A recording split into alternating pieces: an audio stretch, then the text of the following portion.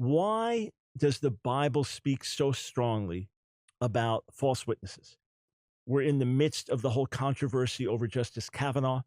Is he being falsely accused? Remember charges that were not nearly as substantial that Anita Hill brought against Clarence Thomas years ago. Who's telling the truth? How do we side justly? On the one hand, if someone has been victimized, we want to hear them. We want to recognize that their ploy. We want to understand, especially with rape and assault against women, how difficult it is, rape and assault against anyone, to come forward or to prove your case. On the other hand, to speak falsely about someone is very grave and ugly in God's sight. What does it say in Exodus chapter 20, verse 16? Exodus chapter 20, verse 16, the Ten Commandments says this: do not give false testimony against your neighbor. Do not bear false witness against your neighbor. This is one of the 10 commandments. It's that fundamental. Bearing false witness is destructive and ugly. You can literally crush someone. You can literally destroy the life of a good person. You can literally bring a whole family to despair. You can bring on all kinds of destruction by bearing false witness. And you are bearing false witness when you lie about things that you did as well. But in particular, when you testify falsely against someone, it's grave. So here's how the Bible treated this. In Deuteronomy chapter 19, there were actually specific laws about bearing false witness. Deuteronomy chapter 19, beginning in verse 16. Now look at this. If a malicious witness testifies against someone accusing him of a crime, the two people in the dispute are to stand in the presence of the Lord before the priests and judges and authority at that time.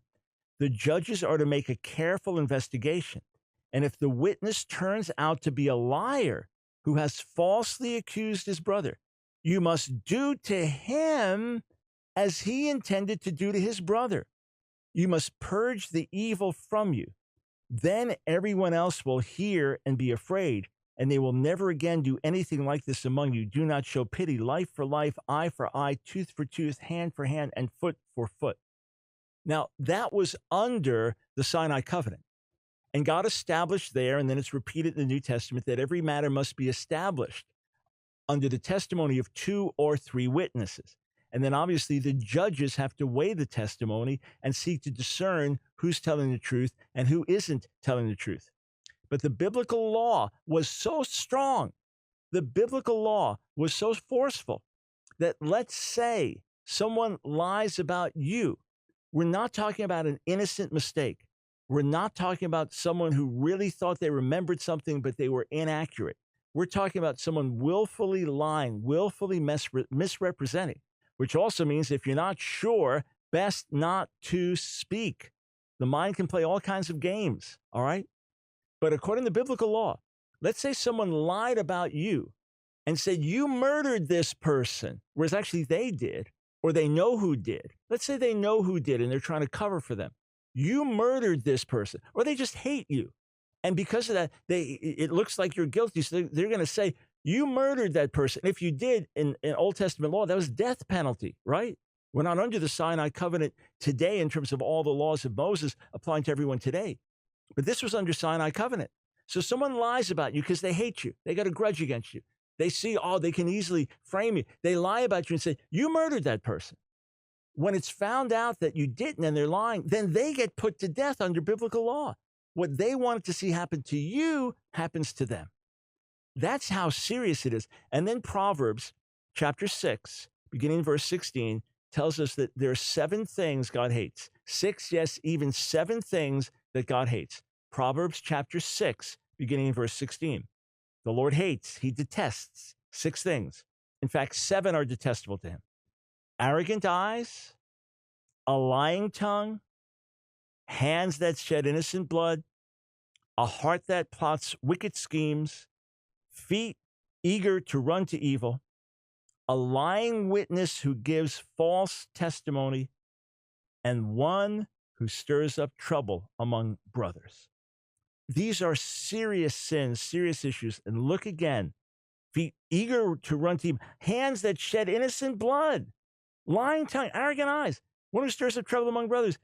and a heart that plots wicked schemes, and a lying witness who gives false testimony.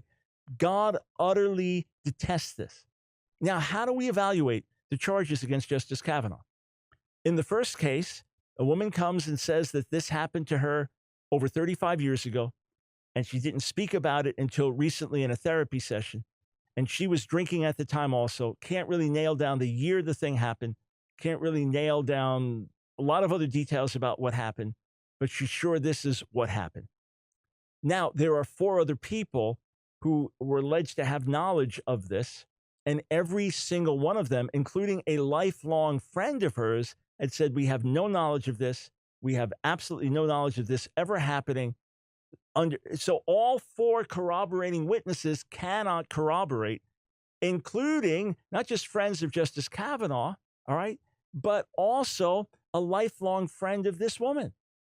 Now, is she a malicious, evil person out to get him? I'm not going to make that assumption. Is she telling the truth? It seems very hard to believe based on what scores and scores and scores and scores and scores and scores of others have testified in terms of his character. And the FBI vetting him 6 times, I believe, up to now. You talk to people that knew me in my high school days, there's no secret before I came to know Jesus. I was an idiot and a jerk and a heavy partier and wicked and out of control with drugs and drinking and all this stuff. I was known for it. You're not going to get people testifying to the opposite. Then when I got saved, they'll testify to the change and that I was a little too zealous. Yeah, you know each other in school. People talk about these things. So consistently, they're saying, no, his behavior was the opposite of this, and we never saw this, and no, we don't know this happening ever. So maybe she simply misremembers and is convinced she's right, but she misremembers. That's a possibility. Now, another testimony from another woman, and she says, while in college, certain things happen. I'm not going to get into the details. It's just not appropriate even to repeat them. Justice Kavanaugh has forcefully said, never happened. And as far as I know, everyone that was allegedly an eyewitness to this says, no, we never saw it, never happened. So now you have a serious situation where this woman as well has said she was foggy on the details, but after 6 days going through them with her attorney, she now feels confident enough to speak. Come on. You're talking about a memory while drunk from 35 years ago, and now the details are becoming clearer. And on top of that, no one can corroborate the story, and those who allegedly can firsthand deny it. And everyone that knew him at that time is consistently testifying this is not who he was. Maybe it's the same thing. Maybe it's someone trying to be sincere and thinking, man, I need to warn America. But you don't do this. You do not threaten someone's whole career and decades of serving a certain way and decades of having a reputation and being above reproach. You don't now drag their name through the mud in this ugly and despicable way. Now, if he's guilty, let the truth come to light. I've said that since the first charge came forward. Let the truth come to light. But as witness after witness after witness has said, no, this never happened, no corroboration. And as this looks more and more like a political hit job, we need to say bearing false witness is ugly. And while God may love the people that do it, he abhors this behavior. Something to think about.